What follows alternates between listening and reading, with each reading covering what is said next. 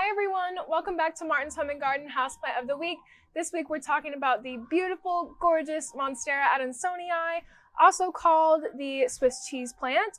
Most Monsteras get referred to as a Swiss cheese plant. So if you come in here and you ask for a Swiss cheese plant, I'm going to ask you which one.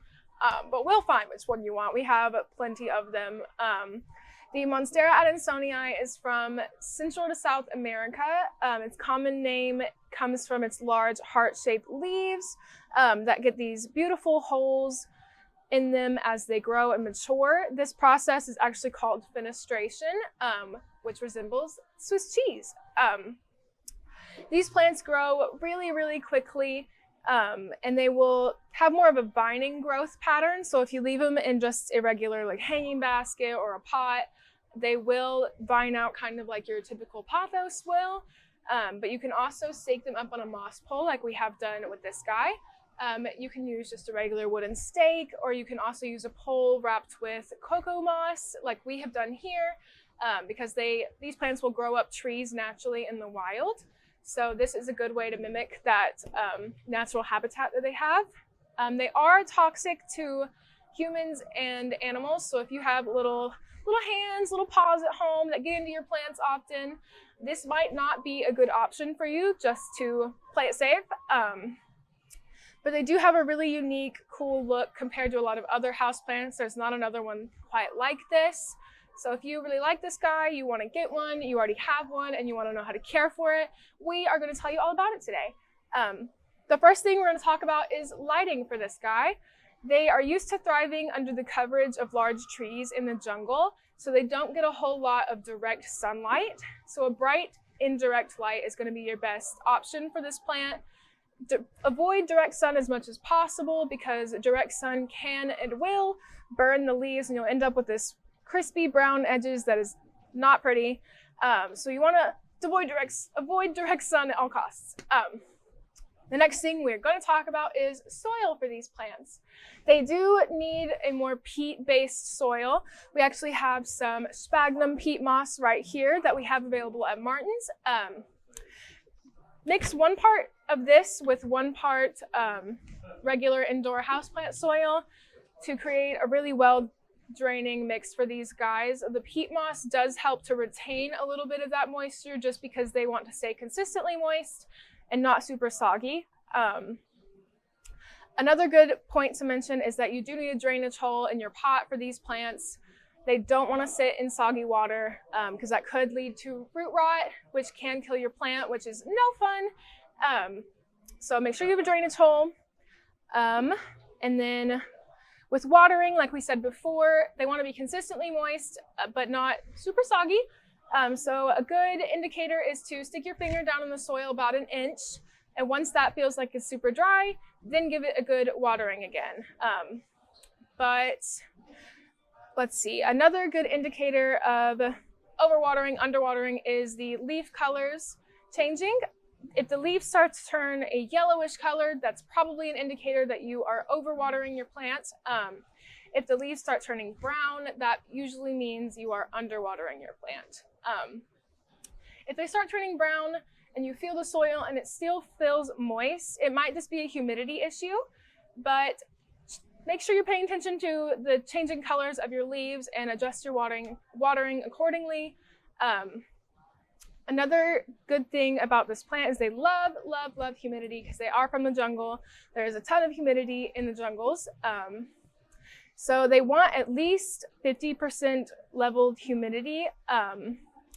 Some ways to do this would be humidifier. You can mist your plant with a regular spray bottle, or you can make a pebble tray that we actually just made a video on how to make your own pebble tray. So we're going to link that somewhere up in here that you can check out. It's really fun to make your own. Let's see, another good option would be to put this plant in a bathroom. So whenever you take a shower, all of that humidity evaporates into the air, which is another good option for this plant, just to have that much more humidity for them to be even happier. The next thing we'll talk about is fertilizer.